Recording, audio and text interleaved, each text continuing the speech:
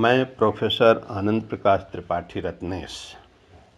व्याख्यान का विषय है बौद्ध दर्शन में विज्ञानवाद।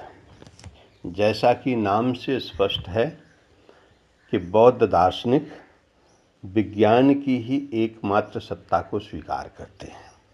विज्ञानवादी विज्ञान के अतिरिक्त किसी बाह्य वस्तु की सत्ता को स्वीकार नहीं करते। उनके अनुसार बाह्य वस्तु का अस्तित्व नहीं है। जो कुछ भी है वो विज्ञान ही है, और ये विज्ञान जो है चित्त है, मन है, विज्ञान है, ये पर्यायवाची शब्द हैं। यानी विज्ञान को ही हम चित्त भी कहते हैं, मन भी कहते हैं। तो इसके लिए कहा भी गया है कि चित्तम आलय विज्ञानम मनोयन्मंत्रमात्मकम गृह्णाति विषयान एन विज्ञानम ही तदुच्यते। इसका मतलब है कि चूँकि चेतन की क्रिया का आधार होने के कारण इसे चित्त भी कहा गया है, और मनन संकल्प आदि करने के कारण इसे मन भी कहा गया है, और विषयों को ग्रहण करने के कारण इसे विज्ञान कहा गया है। तो यानी एक चेतना का आधार होने के कारण चित्त, मन संकल्प और मनन का आधार होने के कारण मन, और विषयों का आधार होने के कारण विज्ञान कहा गया है। तो इस तरह से चित्त, मन और विज्ञान ये पर्यायवाची शब्द हैं जो इस बात के द्योतक हैं कि चित्त या विज्ञान के अतिरिक्त किसी की सत्ता नहीं है।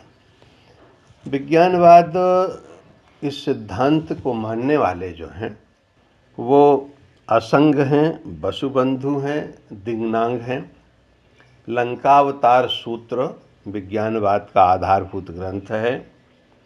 वसुबंधु का विज्ञप्त मात्र सिद्धि और दिग्नांग के आलंबन परीक्षा से भी विज्ञानवाद को अच्छी तरह समझा जा सकता है। विज्ञानवाद का एक दूसरा नाम योगाचार भी है। यानी योगाचार से किसी प्रकार का भ्रम नहीं होना चाहिए। ये विज्ञानवाद का ही दूसरा नाम है। चाहे बौद्ध दर्शन में योगाचार कहें या विज्ञानवाद कहें। योगाचार नाम पड़ने का कारण कि कहा जाता है कि बाह्य जगत की काल्पनिकता को समझने के लिए ये दार्शनिक जो हैं योग का अभ्यास करते थे। तो बाह्य जगत की काल्पनिकता को समझने के लिए योग का अभ्यास करने के कारण जो है इसका नाम योगाचार, नाम से योग का आचार करना, योग को व्यवहार में लाना। तो किसके लिए? बाह्य जगत की काल्पनिकता को समझने के लिए।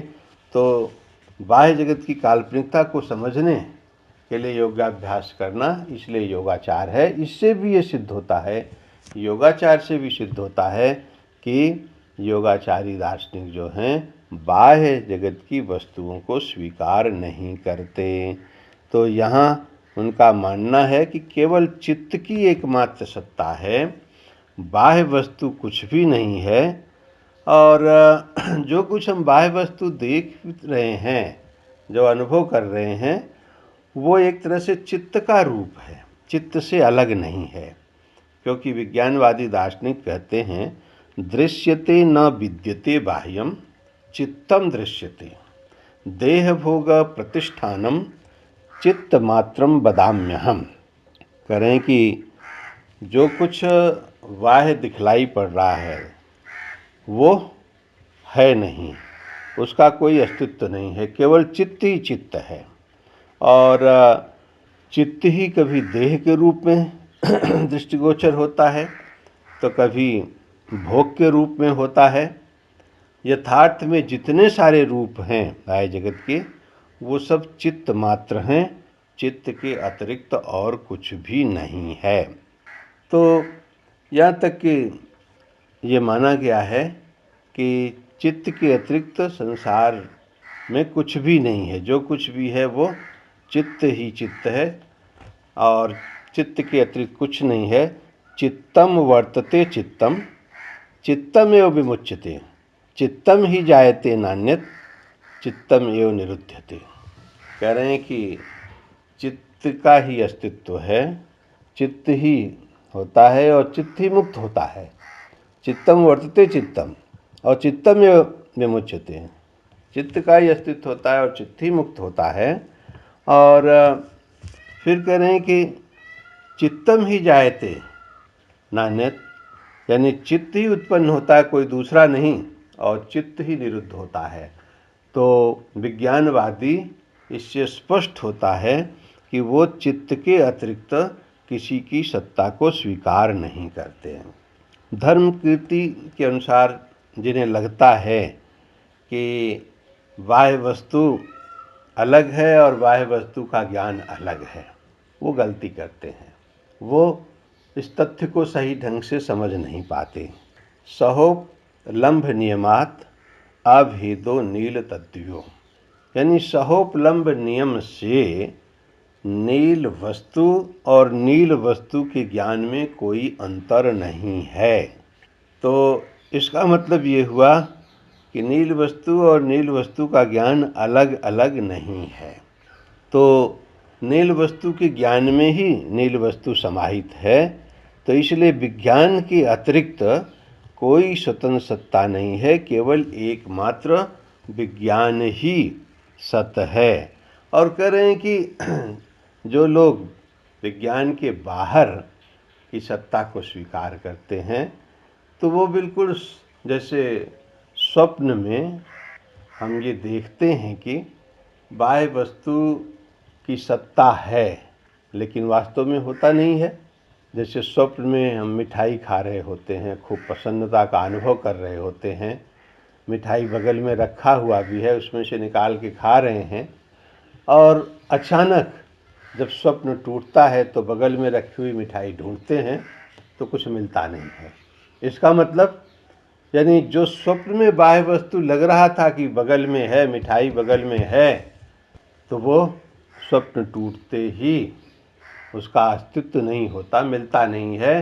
तो जैसे अब विज्ञानवादी कह रहे हैं कि जैसे स्वप्न जगत की वस्तुएं भ्रमवत सिद्ध होती हैं, वैसे ही जागृत अवस्था की वस्तुएं भी भ्रमवत होती हैं। जागृत अवस्था में भी वस्तुओं का अस्तित्व नहीं होता, उसी स्वप्नावस्था की तरह। तो इसका मतलब है कि बाह्य वस्तुओं का अस्तित्व नहीं है।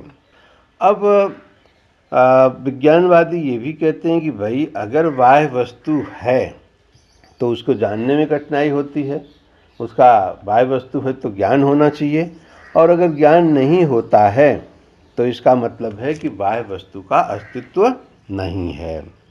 तो कह रहे हैं कि जैसे अगर हम ये कहें कि भाई बाह्य वस्तु का ज्ञान करना है, तो वस्तु है तो उसका ज्ञान होना चाहिए।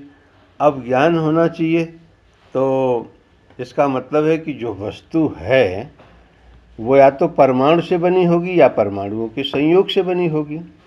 विज्ञानवादी जो है बाह्य वस्तु का खंडन करते हुए कहते हैं अगर बाह्य वस्तु है तो या तो वो परमाणु से बनी होगी या परमाणुओं के संयोग से बनी होगी। यदि हम कहें कि वो परमाणु से बनी है तो परमाणु इतना सूक्ष्म होता है कि वो हमारे ज्ञान का विषय नहीं बन सकता, तो इसलिए उसका ज्ञान नहीं हो सकता। ज्ञान नहीं हो सकता इसका मतलब परमाणु से बनने वाली वस्तु का ज्ञान नहीं हो सकता, इसका मतलब परमाणु से बनने वाली वस्तु का अस्तित्व नहीं है।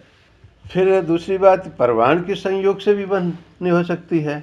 तो परमाणु के संयोग से बनने का मतलब कि परमाणु का संयोग तो जटिलता है, तो वो अपनी जटिलता के कारण उसका ज्ञान नहीं हो सकता। तो जहाँ परमाणु से बनने के कारण अत्यधिक सूक्ष्म होने के कारण ज्ञान नहीं हो सकता, वहाँ संयोग से बनने परमाणु के संयोग से बनने के कारण जटिलता के कारण ज्ञान नहीं हो सकता। तो कभी कभी लोग कह सकते हैं कि ठीक है, हमें पूरी वस्तु का ज्ञान नहीं हो सकता, मान लो घट का ज्ञान करने चल रहे हैं, पूरे घट का ज्ञान नहीं हो सकता, लेकिन उसके एक भाग का ज्ञान करके हम उसको जान सकते हैं। तो प्रश्न उठता है कि वो जो एक भाग है, उस एक भाग का ज्ञान करने के लिए भी वही नियम होगा कि वो एक भाग या तो परमाणु से बना है या परमाणु के संयोग से बना है, और यदि वो परमाणु से बना है तो सूक्ष्मता के कारण ज्ञान नहीं हो सकता, और यदि वो संयोग से बना है तो जटिलता के कारण ज्ञान नहीं हो सकता। इसका मतलब किसी भी स्थिति में बाह्य वस्तु का ज्ञान नहीं हो सकता, और जब बाह्य वस्तु का ज्ञान नहीं हो सकता तो हम बाह्य वस्तु के अस्तित्व को स्वीकार कैसे कर सकते हैं। तो ये तो एक कारण कि बाह्य वस्तु का ज्ञान नहीं हो सकता, इस कारण से हम बाह्य वस्तु को स्वीकार नहीं कर सकते। तो एक दूसरी बात भी विज्ञानवादी कहते हैं कि भाई अगर वस्तु का ज्ञान करना है तो पहले उस वस्तु की उत्पत्ति भी होगी, लेकिन हम जानते हैं कि जो क्षणिकवाद की मान्यता है उसके अनुसार तो ये है कि वस्तु की उत्पत्ति होने के साथ साथ वस्तु का विनाश हो जाता है, और जब उत्पत्ति के साथ साथ विनाश हो जाता है तो उसका ज्ञान कैसे हो सकता है, और ज्ञान नहीं हो सकता बाह्य वस्तु का, तो इसका मतलब है कि हमें बाह्य वस्तु के अस्तित्व को स्वीकार नहीं करना चाहिए। तो बाह्य पदार्थ जो है ये मूलतः चित्त के ही विज्ञान मात्र हैं, इससे कोई अलग नहीं है। चित्त से इसका अलग कोई बाह्य वस्तु अलग नहीं है। यथार्थ में बाह्य वस्तु का जो सभी रूप है वो चित्त मात्र है। अब आगे एक बात और विज्ञानवादी कहते हैं कि आलय विज्ञान है और आलय विज्ञान का अस्तित्व है, और आलय विज्ञान यानी जहाँ सारे विज्ञानों का आश्रय आलय विज्ञान है, जहाँ सारे विज्ञान इकट्ठे होते हैं, जिसे अन्य दर्शनों में आत्मा नित्य आत्मा कहा गया है। ये नित्य आत्मा, लेकिन चूँकि बौद्ध दार्शनिक नित्यात्मवाद को नहीं मानते, अनात्मवाद के अंतर्गत नित्यात्मवाद की मान्यता नहीं है, तो उनके अनुसार जो आलय विज्ञान है, ये आलय विज्ञान जो है ये विज्ञानों का आश्रय स्थल है, और ये जो विज्ञानों की संतति प्रवाह है उस रूप में हम उसको आत्मा कहते हैं, पर वो कोई नित्य आत्मा नहीं है। तो जैसे समुद्र में लहरें उठती हैं समाप्त होती हैं, वैसे ही ये जो शरीर रूपी समुद्र में जो आलय विज्ञान है उसके अंतर्गत जो विज्ञान यानी आलय विज्ञान रूपी समुद्र में विज्ञानों का आवागमन होता रहता है। विज्ञान रूपी तरंगे उठती रहती, समाप्त होती, उठती हैं, समाप्त होती हैं। तो कोई विज्ञान जो है नित्य शाश्वत नहीं है, इसलिए आलय विज्ञान को नित्य आत्मा मानना भी ठीक नहीं है। तो कुल मिलाकर के हम ये कह सकते हैं कि विज्ञानवादी केवल विज्ञान के अस्तित्व को मानते हैं, यानी विज्ञान वो भी चित्त में होता है, चित्त से अलग कोई विज्ञान नहीं है। बाह्य वस्तुओं का कोई अस्तित्व नहीं है, जिसे हम बाह्य वस्तु कहते हैं वो मूलतः बाह्य वस्तु नहीं है, वो विज्ञान की ही प्रतिलिपि है, विज्ञान का ही एक रूप है। विज्ञान से अलग कोई बाह्य वस्तु नहीं है। अगर विज्ञान से अलग कोई बाह्य वस्तु होते हैं तो उसका ज्ञान होता, लेकिन हम उसके ज्ञान किसी भी स्थिति में नहीं कर पाते हैं। इसलिए कोई बाह्य पदार्थ का कोई अस्तित्व ज्ञान से पृथक नहीं है। तो मूलतः विज्ञान ही सत्य है, विज्ञान के अलावा किसी का अस्तित्व नहीं है, ऐसा विज्ञानवादी मानते हैं।